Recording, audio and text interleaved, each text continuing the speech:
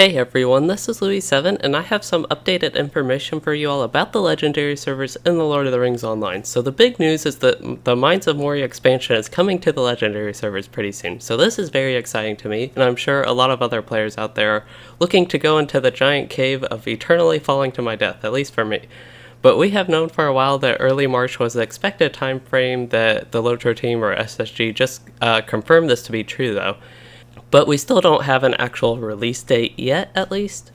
So one big thing to know is that you will have to buy the Mines of Moria expansion pack, even if you are VIP, unless of course you already own it, then you'll be good to go.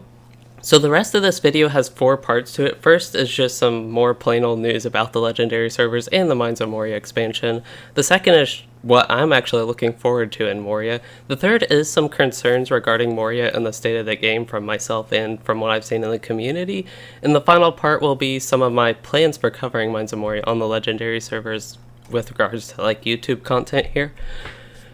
So, to start off, we have quite a few things to look forward to in Moria, including all of the Moria regions, instances, raids, etc., all that stuff that comes with it, including Lothlorien. That is important to note. That's a whole extra zone that was actually released later that will be included, and all the stuff that comes with Lothlorien.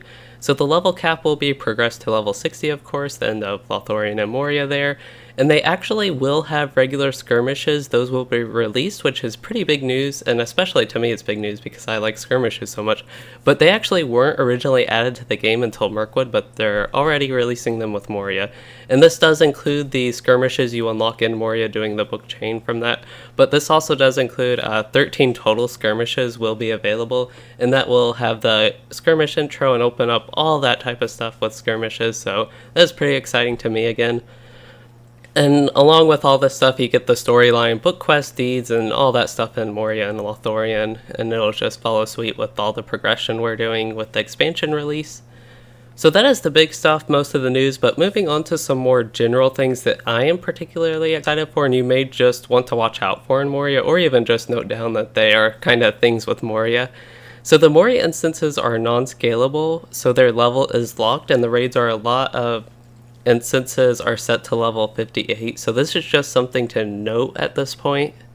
And we do get to fight the Watcher and Turtle again, and I think Fillicle, or the Turtle as it's more popular known, is something easy and fun to just run weekly, so I'm kind of excited to see how that works out.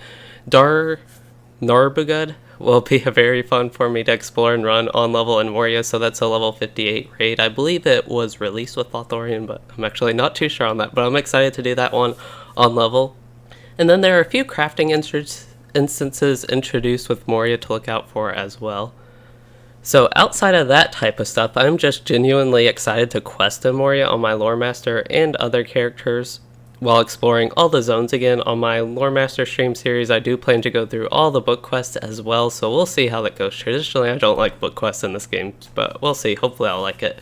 Another thing I'm excited for is to see how the legendary item building will play out at the level 60 cap in Moria. So before imbuement, the only time I really built an LI was very briefly in Rise of Isengard on my Warden, and otherwise they were mainly things that I would just level them and then replace them and as I leveled up, so it was just that sort of thing for me. So I'm excited to see how that will be at the level cap in 60 here. And of course with all the imbuement, that has changed just my perspective on legendary items with in-game, how that is now. So again, it will be exciting for me to see how it was back then at Mines of Moria at level 60, at least with the current state of the game. And the last thing I really have to key on is skirmishes. I just love skirmishes, if you can't tell or haven't watched my content recently. I really do enjoy those, so I'm really excited for them to be added to the server, and they will be something I can easily do on some alts as well for fun and just to even level them a bit. So yeah, really looking forward to that. So that is it for this update about the Legendary servers and some particular parts of it that I'm looking forward to. Now I want to address some concerns about the state of the game and moving into Moria on the Legendary servers, both again from myself and from what I've seen in the community. A lot of things I agree with. So the first is essence gear is a big issue. Simply put, I think it is overpowered. I think the ideal solution would be to just strongly nerf the essence gear instead of simply removing it. And to put this issue in some perspective, if you are unfamiliar, the level 50 essence gear people are getting now is stronger than the best non-essence pieces available from the level 60 in-game gear pool.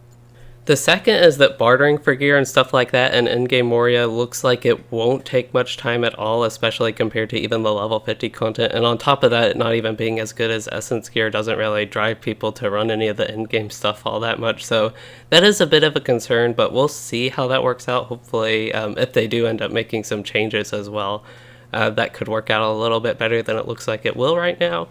And the third point I have here, which I definitely don't share this viewpoint with everybody, a lot of people probably disagree with me, but I feel like Moria is being released a bit soon.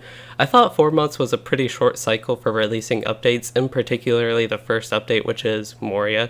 I feel like 6 months could have been better for Moria in particular, and maybe release is after Moria could be every 4 months even. I would still personally prefer a bit longer on that as well, and maybe even a little bit more than 6 months for Moria.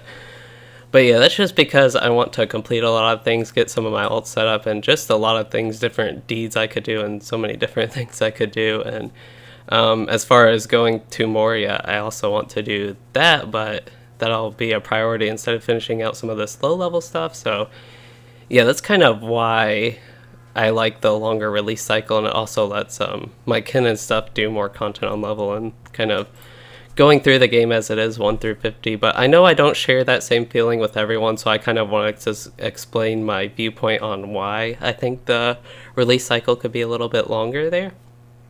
And since I don't share that view, if they ended up changing something like this in the future, there would have to be some sort of balance, so they not like a year or two, which could be fun, but I could definitely see that dragging on. But yeah, so moving on to some things you can look forward to with Moria on my channel is, well, my continued series on my lore master as I level him and do in-game stuff in Moria, much like what I'm doing on him right now, just moving into Moria. And then a bunch of other streams leveling and working towards Moria on my ults, and when Moria is actually released, I will be working in Moria on them. And you may also see some more skirmish focus in my videos and streams, since I will be able to do them again, especially a little bit after Moria's release. So I'll be running those and setting up skirmishes on all my characters basically. And on top of that, I will be doing some continued leveling and trait build class guide videos, just some of those trait guide mainly is what I have planned right now, but maybe some other class guides. And I actually do have a few of these coming up towards the Moria release. You should see, if it all works out, you should have one tomorrow, Saturday. And that I will start a new set of these builds. I have a few ideas for ones I can do after Moria releases, though. I want to give it a little bit of time so I can review some of the stuff with how it is with Moria. But other things you may actually see are zone reviews. This is a new idea I have, but I hope to get one of these up from the classic zones before Moria releases, so you all will kind of know the format by then. And I'm actually pretty excited to do that, so hopefully that will be coming up pretty soon as well, and maybe even I could do a couple before Moria releases, but with my schedule that's unlikely. Moving on though, I just plan to do some more general non-legendary server specific class talk streams, even though I will be playing on the legendary server. Kind of running through dungeons. I mentioned this on a lot of these streams, but running through dungeons on my lower level characters, doing some class talk, seeing how they perform, and just stuff like that. I enjoy doing a lot of stuff like that and comparing classes and seeing which is most efficient, best in certain situations and stuff like that. So I want to do more streams like that with a lot of specific class talk about those.